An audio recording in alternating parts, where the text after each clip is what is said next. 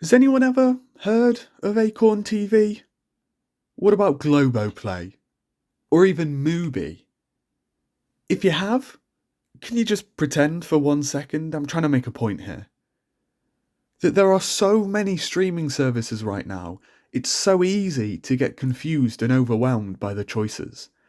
Do I watch The Retired Hitman Get Revenge? Or The Retired Hitman Get Revenge? Or even watch The Retired Hitman Get Revenge?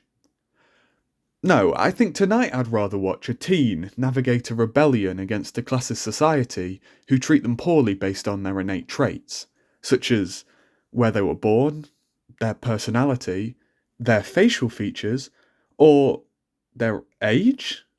I don't know, I haven't watched that movie in 10 years, I can't remember why they did it. But see? It's confusing. In fact, there are businesses who've noticed this trend too. Have you ever watched a video with a Rocket Money sponsor? One of their actual selling points is that they can cancel unwanted subscriptions for you, because they know you're too lazy and won't do it yourself. But how has this become normal? Letting these businesses passively drain our bank accounts, paying for the streaming services we visit maybe once a month, when all that's new on Netflix is another baking show, with presenters we only have to pay minimum wage. Like, seriously, there's no way these guys are getting anything more than exposure for their work. They do not want to be there at all.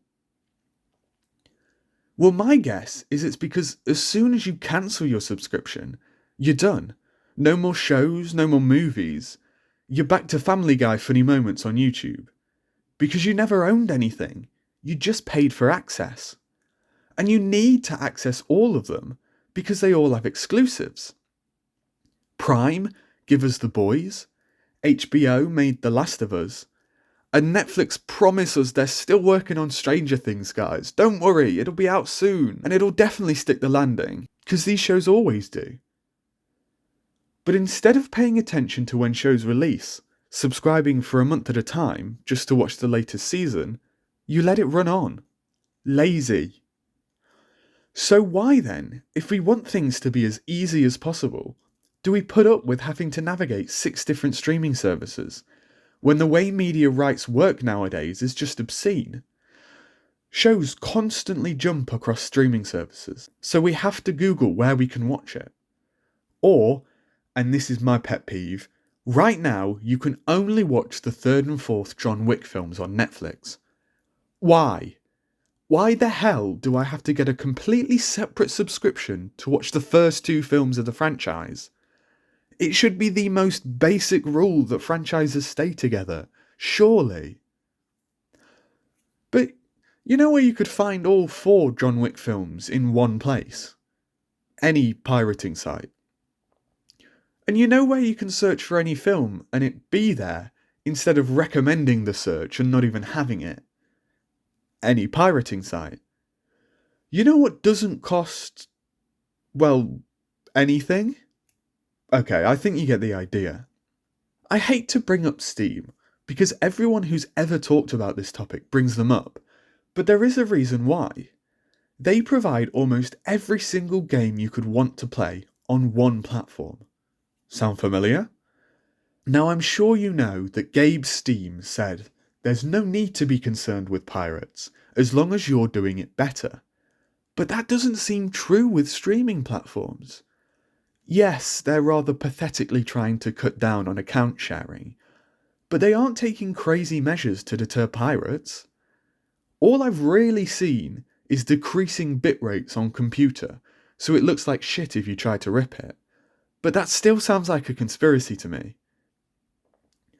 Maybe because games are getting more and more expensive, or the general audience are more tech savvy and so more aware of what pirating is. I don't really know. It just doesn't seem as big in media.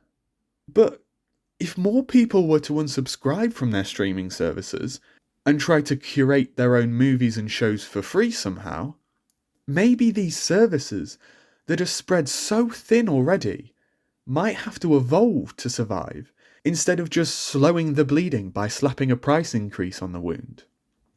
It makes me wonder why this got popular. Yeah, you no longer have to leave the house, go to HMV and pick up a Blu-ray, but that's a thing of the past now too. You don't even have to get up off the sofa. YouTube and Prime both have options to buy or rent on their site, so you could actually own something. It honestly seems like Netflix is in its own bubble. Because remember how much of a shit show Google Stadia was? They tried to disrupt the gaming industry exactly how Netflix did it. A monthly subscription with a library of free games to play, but only when the subscription's active.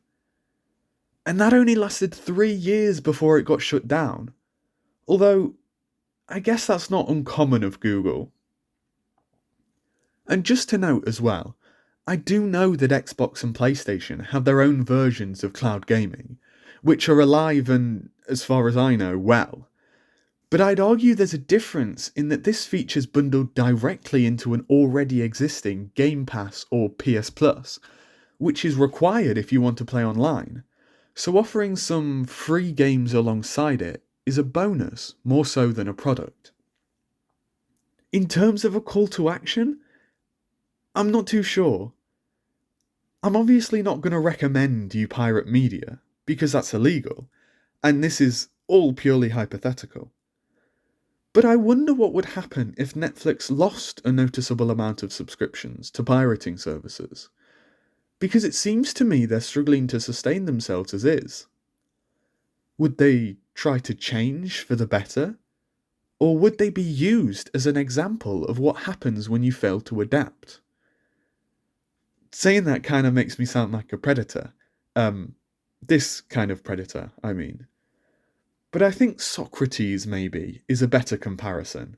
Call me Socrates. You want change? You have to make some noise. And boy did Socrates make a lot of noise. Although it's not enough to write deep quotes anymore. You've got to burn some pockets. And if the only thing this video has done is remind you to cancel your Prime Video subscription, since the last season of The Boys is still 1.5 years away, so be it. But I still believe the revolution is coming. So watch out, $400 billion corporation Netflix, because the modern day father of Western philosophy is coming for you.